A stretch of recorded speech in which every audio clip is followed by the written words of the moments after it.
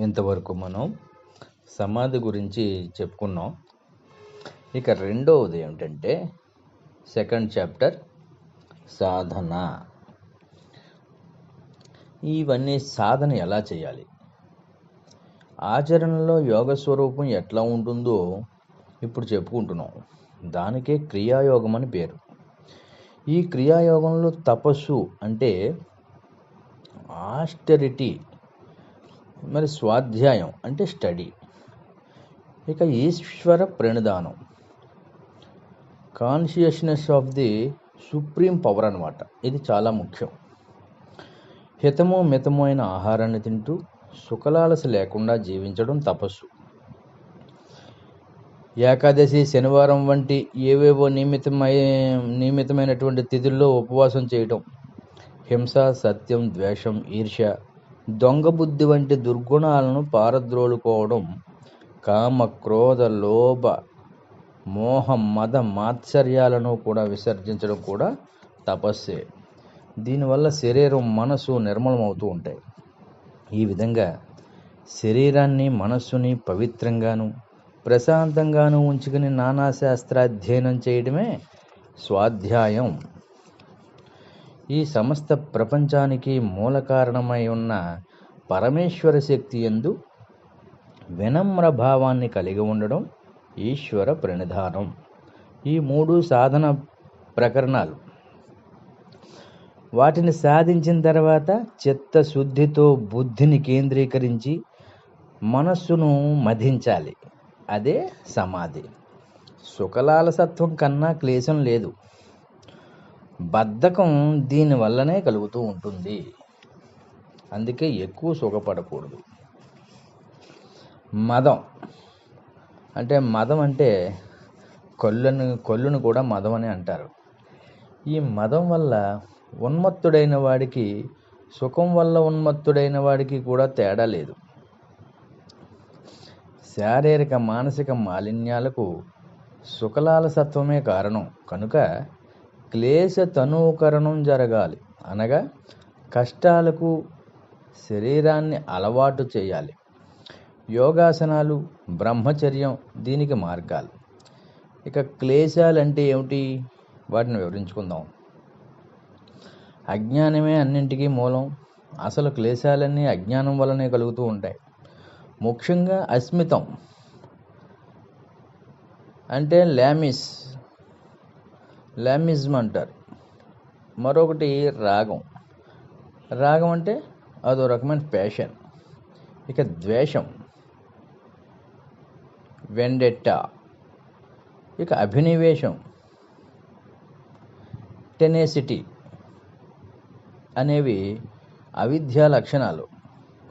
వీటిలో ఏ ఒక్కటైనా మనిషిని సమగ్రంగా అజ్ఞానంలో ముంచేస్తాయి.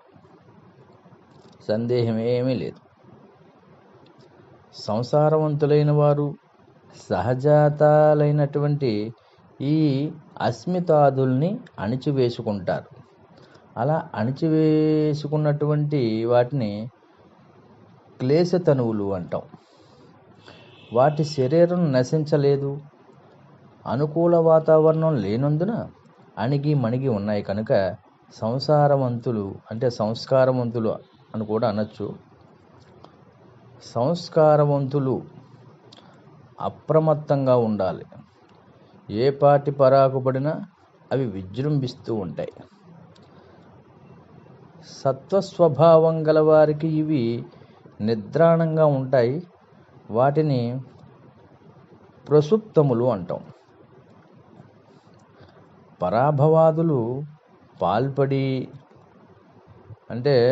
పరాభవాదులు పాల్పడి కొందరి అస్మితాదులు విచ్ఛిన్నములవుతూ ఉంటాయి. అంత మాత్రాన ఏవీ నశించిపోవు. అనుకూల వాతావరణం రాగానే అన్నీ విజృంభిస్తాయి, తమ ప్రభావాన్ని చూపిస్తాయి. అలా విజృంభించే దశనే ఉదారము అంటే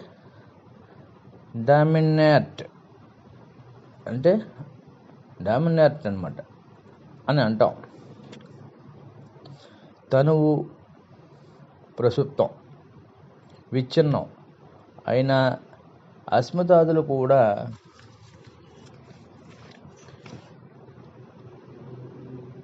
ఏ క్షణంలోనైనా ఉదారములయ్యే అవకాశం ఉంది కనుక అట్టి అవకాశం రాకుండా చేయటం కోసమే తపస్సు, స్వాధ్యాయం, ఈశ్వర ప్రణిధానం నిత్య సాధనాలుగా చెప్పబడ్డాయి. అస్మితాదులకు ప్రతిపక్ష భావనమే ప్రతికూల వాతావరణం. సమ్యక్ జ్ఞానం వల్ల అవిద్య, ఈశ్వర ప్రణిధానం వల్ల అస్మితము, నిర్మోహత్వం వల్ల రాగద్వేషాలు, విరక్తి వల్ల అభినివేశము కూడా నశిస్తాయి. అస్మితాదులు కూడా పరస్పర నాసిక గుణం ఉంది. రాగం ఉన్నప్పుడే ద్వేషం నశిస్తుంది, ద్వేషం ఉన్నప్పుడు రాగము నశిస్తుంది. అంత మాత్రాన రాగం ఉన్న చోట ద్వేషం అంకురించకూడదని అనుకోకూడదు. రాగం కలిగిన చోటనే రాను రాను ద్వేషము కలుగుతూ ఉంటుంది. అందుకే రాగం బలంగా ఉన్నంతకాలం ద్వేషం ప్రసుప్తమై డార్మెంట్గా అన్నమాట ఉంటుంది, ప్రసుప్తమై ఉంటూ ఉంటుంది. ఇక అవిద్య అంటే ఏమిటి, దాని గురించి వివరించుకుందాం. ఇక అవిద్య అంటే అనిత్యమైనటువంటి వాటిని నిత్యంగాను, అశుచిగా ఉన్న వాటిని శుచిగాను, దుఃఖాత్మకమైన వాటిని సుఖదాయకాలుగాను, ఆత్మీయం కాని వాటిని ఆత్మీయంగాను భావింపజేసే లక్షణమే అవిద్య అని చెప్పబడుతూ ఉంటుంది.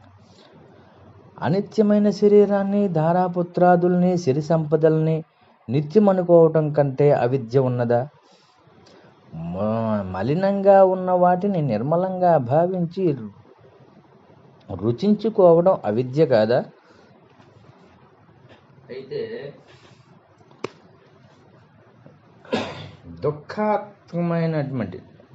దుఃఖాత్మకమైన మద్యాదుల్ని సేవించి దుఃఖభాజకమైనటువంటి మద్యాలు సేవిస్తూ ఉంటారు. సుఖంగా ఉన్నామనుకోవడం ఇది కూడా అవిద్య. తనకు శత్రువులైన వారిని మిత్రులుగా భ్రమించడం కంటే అజ్ఞానం ఉంటుందా? దీన్నే అవిద్య అంటాం. ఇక రెండవది అస్మితము. అస్మితం అంటే దృక్శక్తి వేరు, దర్శన శక్తి వేరు. మొదటిది కంటికి, రెండవది మనస్సుకి సంబంధించింది. దృక్శక్తి లేనిదే దర్శనం ఉండదు. కనుక దృక్శక్తినే ఆత్మగా భావించాలి, దర్శన శక్తిని కాదు. దర్శించేది బుద్ధియే కనుక బుద్ధిమంతులు నా బుద్ధికి అలా తోస్తున్నది అంటారే కానీ నాకిలా తోస్తున్నది అనరు. అలా అంటేనే అహంకారం అయిపోతుంది. అంతా తానేనని, అంతా తన గొప్పేనని భావించడమే అహంకారం. ఇక రాగం అంటే సుఖాన్ని అనుసరించే రాగం ఉంటూ ఉంటుంది. భార్య అయినా భర్త అయినా సరే దాని నుంచి సుఖం లభిస్తేనే దాని యందు రాగం ఉంటుంది. రాగమే ఉద్రేకం, దాన్నే ప్యాషన్ అంటారు. ఇక ద్వేషం, దేనివల్ల మనకు దుఃఖం కలుగుతుందో మనకు అనుభవం నుంచి తెలుస్తుంది. దుఃఖం వలనే ద్వేషం కలుగుతూ ఉంటుంది. దుఃఖం నుంచి ఆక్రోశము, ఆక్రోశం నుంచి క్రోధము, క్రోధం నుంచి ద్వేషము పరిణమిస్తాయి. వాటిని మనం అణగగొట్టుకోవాలి. ఇక అభినివేశం. ప్రతి ప్రాణికి స్వరవాహిని ఉన్నది. అంటే సెల్ఫ్ రిప్రొడక్టివ్ ప్రాపర్టీ. అంటే తన నుండి తన వంటి మరో ప్రాణి పుట్టి తన వంశాన్ని ఉద్ధరించడం, ఇదే అభినివేశానికి అంటే మూర్ఖపు పట్టుదల అన్నమాట. అభినివేశం అంటే దానికి దోహదం చేస్తూ ఉంటుంది. తనకన్నా తన సంతతి అభ్యుదయం కోసం ఎలాంటి ఘోరాన్నైనా చేయటం, మూర్ఖపు పట్టుదలను పెంచుకోవటం అభినివేశంగా చెప్పబడుతూ ఉంది. కాబట్టి ఈ అవిద్యను, రాగద్వేషాలను, అభినివేశాన్ని ప్రతి మనిషి సర్వనాశనం చేసుకోవాలి. అవి తిరిగి పుట్టకుండా చేసుకోవాలి. అలా చేసుకోవటాన్నే ప్రతిప్రణవ హేయం అని అంటాం. ఈ ప్రతిప్రణవ హేయం అని దీన్ని అంటున్నాం కదా, వాటి వివిధ వృత్తుల్ని కూడా విడిచిపెట్టేయాలి. అవి ఏమాత్రం ధ్యానింపదగినవి కావు. అవిద్య, అస్మితం, రాగం, ద్వేషం, అభినివేశంతో చేసిన ఏ పనైనా కూడా కనిపించి కనిపించని జన్మ వేదనను కలిగిస్తూ ఉంటుంది. కనిపించేది వర్తమానం, కనిపించనిది భవిష్యత్తు. ఈ రెండింటిలోనూ జీవుడు ఆవేదనతో తపించడానికి ముఖ్య కారణం అవిద్యతో, అహంకారంతో, రాగద్వేషాలతో, మూర్ఖపు పట్టుదలతో చేసిన ఇవన్నీ కూడా మూర్ఖ పట్టుదలతో చేసిన పనులేనని చెప్పేసి గ్రహించాలి. ఈ అవిద్యాది క్లేశాల స్థాయిని బట్టి ఆ జీవ వృద్ధి, ఆ జాతి, ఆయువు, భోగము ఇవన్నీ ఏర్పడుతూ ఉంటాయి. మనం చేసుకున్న పుణ్యకర్మలను బట్టి పుణ్యఫలాలు, పాపకర్మలను బట్టి పాపఫలాలు కలుగుతూ ఉంటాయి. పుణ్యఫలం సంతోషం, పాపఫలం దుఃఖం అయి ఉన్నాయి. ఈ విధమైన కర్మఫలాల మాట అటు ఉంచి శారీరక, మానసిక పరితాపాల గురించి కూడా ఆలోచించాలి. జ్వరాది తాపాలున్నవి, కుసంసార ఫలమైన దుఃఖమున్నది, గుణానికి వృత్తికి మధ్య వైరుధ్యం వల్ల కలిగిన దుఃఖం ఉంటుంది. అనుభూతమైన ఈ రకం దుఃఖాల నుంచి కోలుకుంటూ హేయందు దుఃఖమనాగతం అంటే రానున్న దుఃఖాన్ని రాకుండా చేసుకోవాలి. అది వివేకం. ఎలా చేసుకోవాలి? చూసేవాడివి నువ్వు, నీచే చూడబడేది దృశ్యం. ఈ రెండింటికి ఉన్న సంబంధమే. ఆ దృశ్యంలో లీనమైన నీ చిత్తవృత్తి కాకూడదు, అనగా దృశ్యంలో లీనం కావద్దు. పరామర్శ మాత్రమే చెయ్యి. ఎలాగా? నీ మనస్సు దేని యందు ప్రవేశిస్తుందో దాని ఆకారాన్ని పొందుతుంది. ఆ విధంగా నీ మనస్సే దృశ్యమైపోతుంది. ఆ దృశ్యమే నీకు స్వయం అంటే ధనమైపోతుంది. నీవు స్వామివి అవుతావు. దృశ్యాన్ని అనుభవించడం ప్రారంభించు. దానికి విశ్లేషణ అంటే అనాలిసిస్ అవసరం. విశ్లేషణ భోగాన్ని చెడగొడుతూ ఉంటుంది, వివేకాన్ని అందిస్తుంది. దృశ్యమానమైన జగత్తుని యథాతథ కొందరు స్వీకరిస్తారు. అదే వారి భోగం. అది అనుభవం కాదు కనుక విశ్లేషించలేరు. ఈ దృశ్యంలో గుణమేది? చోదక శక్తి ఏది? అదృశ్యమానమైన ఏ శక్తి ఈ దృశ్యమాన జగత్తును సృష్టించింది అని ఆలోచించడమే అసవర్గం అంటే ఆబ్జెక్టివ్ కాన్సెప్షన్. అప్పుడు ప్రకృతి అంటే నేచరు, పురుషుడు, ది డ్రైవింగ్ ఫోర్స్ ఇవన్నీ కూడా ఏర్పడతాయి.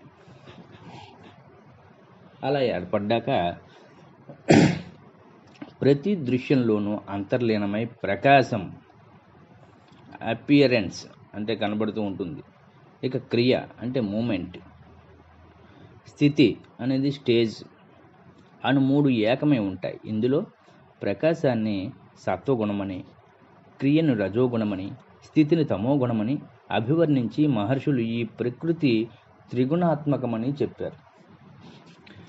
దృశ్యంలో ఏది ప్రకాశమో, ఏది క్రియయో, ఏది స్థితియో వివేకించబడటం కూడా అపవర్గమే. పృథ్వీ, వాయువు, తేజస్సు, నీరు, ఆకాశం ఈ 5 మూలభూతాలు. వీటిని పంచభూతాలు అంటారు. వీటి అంశాలే స్పర్శ, వాసన, చూపు, రుచి, వినికిడి అనేవి. ఆ అంశాలతోటే ప్రాణికోటి చర్మం, ముక్కు, కన్ను, నాలుక, చెవి వీటిని జ్ఞానేంద్రియాలని చెప్పేసి వాటిని పొందింది. కనుకనే ఈ జ్ఞానేంద్రియాలన్నీ పంచభూతాల యొక్క సూక్ష్మ రూపాలని. వీటిని మాత్రలని చెప్పబడ్డాయి.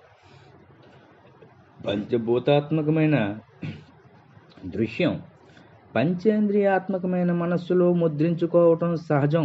కనుకనే మనస్సు భూతేంద్రియాత్మకమని చెప్పబడింది. నిజానికి భోగం కానీ అపవర్గం కానీ బుద్ధికి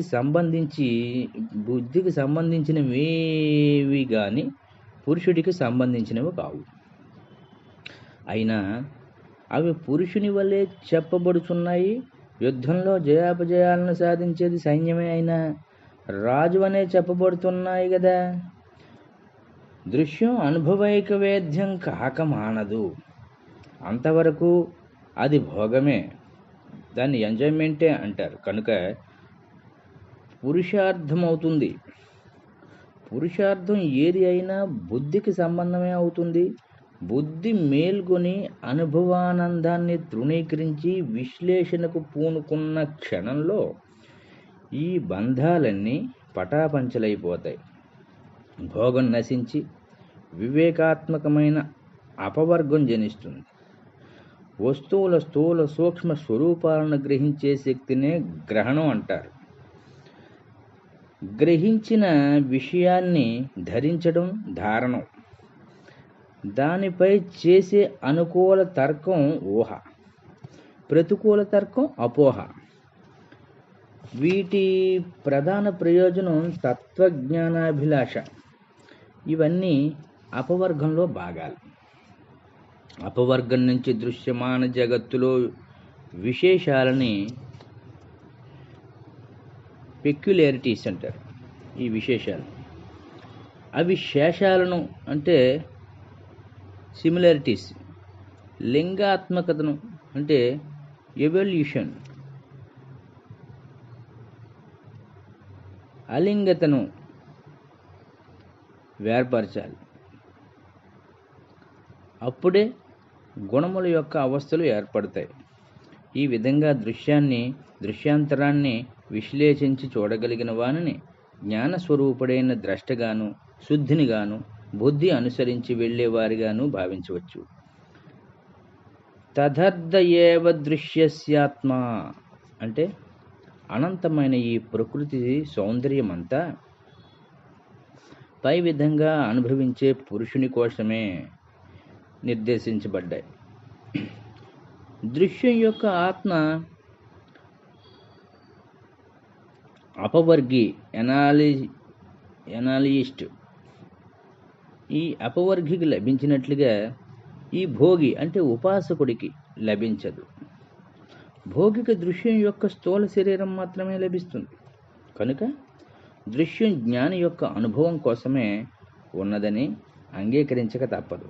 అలా ఉన్న పక్షంలో అపవర్గి దానిని అనుభవించాక నశించిపోవాలి కదా. అలా ఎన్నటికీ జరగదు. దృశ్యం దృష్టయందు తన రూపాన్ని ఆపాదించుకుని తనలో సంయోగం చెందుతుందే గాని నశించటం లేదు. అలాగే సంసారంలో ఎవరు నశించినట్లే దీని ద్రష్టకి దృశ్యానికి అవిభాజ్య సంబంధం ఉంది. ద్రష్ట లేకుంటే దృశ్యము లేదు, దృశ్యం లేకుంటే ద్రష్ట లేడు. కనుక ద్రష్ట నిత్యము దృశ్యం అనిత్యము అనుకోవటం కంటే అజ్ఞానం లేదు. ద్రష్ట దృశ్యాన్ని అనుభవిస్తున్న సమయంలో దృశ్యం కూడా ద్రష్టను అనుభవిస్తూనే ఉంటుంది. సత్యాన్ని గ్రహించడం అవసరం. ద్రష్ట దృశ్యంలో లీనమై ఉన్నంతసేపు ద్రష్ట తాదాత్మ్యతను పొంది ఉంటాడు. కనుక ద్రష్ట అభావం అంటే ఉండి లేనివాడు అవుతాడు. దృశ్యం ద్రష్టలో లీనమై ఉన్నందున అది కూడా అభావం, అది ఉండి లేనిదే అవుతుంది. అలాగే అలా అయిపోవటాన్నే హానం, అబాండన్మెంట్ అంటాం. ఇదే కైవల్యం. Absolute union or one in the other. ద్రష్ట దృశ్యము ఈ రెండు కూడా ద్రష్ట దృశ్యము ఈ రెండు కూడా కలిసి ఏకమైపోతాయి.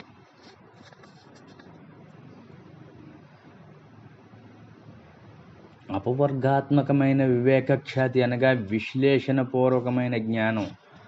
అవిప్లవాత్మకమైనది అనగా ఏ విధమైన మాలిన్యము లేనిదై ఉంటుందన్నమాట. అయితే హానోపాయమవుతోంది ఇది. అనగా జ్ఞానంతో నిండిన మనిషి తానే జ్ఞానమై తన వ్యక్తిత్వాన్ని వదులుకుంటాడు. అప్పుడే జ్ఞాన కైవల్యం పొందుతాడు. ఏ వస్తువునైనా వస్తువు కానిదైనా నిజ ధర్మాలను గుర్తించి వర్గీకరించే శక్తిని వివేకం అంటాం.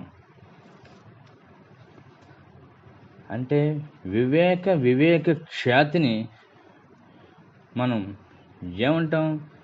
Is the faculty of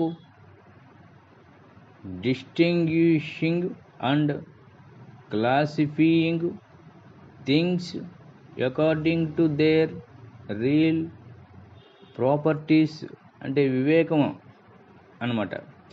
is the power of distinguishing the invisible spirit from the visible world. అంటే వివేక ఖ్యాతి ఈజ్ ది రైట్ నాలెడ్జ్. ఇదే సరైనటువంటి ప్రజ్ఞ, నాలెడ్జ్ అంటాం. ఇక ప్రాంత భూముల గురించి మాట్లాడుకుందాం. ఎంతటి వాడి ప్రజ్ఞ అయినా ప్రాంత భూముల్లో ఏరియాస్ ఆఫ్ ఆపరేషన్ ఈ ప్రాంత భూముల్లో చిక్కుబడిపోతూ ఉంటుంది. అందుకే అందరూ వివేకవంతులు కాలేకపోతున్నారు. వివేకానికి అడ్డొచ్చే ప్రాంత భూములు ఏమిటయ్యా అంటే వాటిని వివరిస్తాను. ఒకటి జిజ్ఞాస, ఇన్వెస్టిగేషన్. దాన్నే జిజ్ఞాస అంటారు. దాని పరిశోధన, జిజ్ఞాస ఇలా అంటూ ఉంటారు. ఒకడు తను చూసిన దృశ్యం, ఆ దృశ్యం యొక్క యథార్థ స్వరూపాన్ని నిశ్చితంగా పరిశీలించడంలోనే మగ్నమైపోతాడు. ఇక రెండవది జిహాస, రెప్యూల్షన్.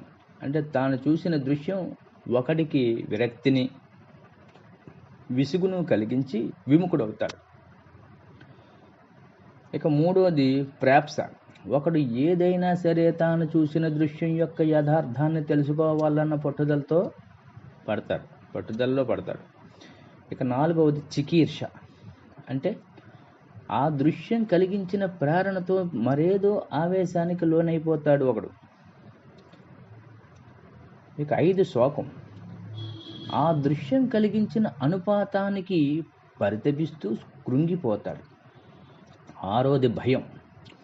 అదే దృశ్యం మరొకడిని భయకంపితుని చేస్తుంది. తాను భయపడవచ్చు, ఇతరుల్ని భయపెట్టవచ్చు. 7వది వికల్పం. ఆ దృశ్యాన్ని చూస్తూ ఏ ఆలోచన రాక డోలాయమాన స్థితిలో పడిపోతాడు ఇంకొకడు. ఈ 7 ప్రాంత భూముల్లో చిక్కుకొని చాలామంది తమ ప్రజ్ఞను నాశనం చేసుకుంటారు. ఎవరి బుద్ధి ఎలా వెడుతుందో చెప్పలేం కదా. అందుకే ఈ రకం ప్రాంత భూముల నుంచి మన ప్రజ్ఞ బయటపడినప్పుడే వివేక ఖ్యాతి అనే జ్ఞానదీప్తి లభిస్తుంది. అందుకు యోగ సాధనాలు కావాలి. ఆ యోగ సాధనాలేవో ఇప్పుడు చెప్పుకుందాం. వాటిని యమాలు, నియమాలు, ఆసనాలు, ప్రాణాయామం, ప్రత్యాహారం, ధారణం, ధ్యానం, సమాధి అనేవి 8 ఉన్నాయి. ఈ 8ంటిని కూడా రెండో భాగంలో చెప్పుకుందాం. స్వస్తి.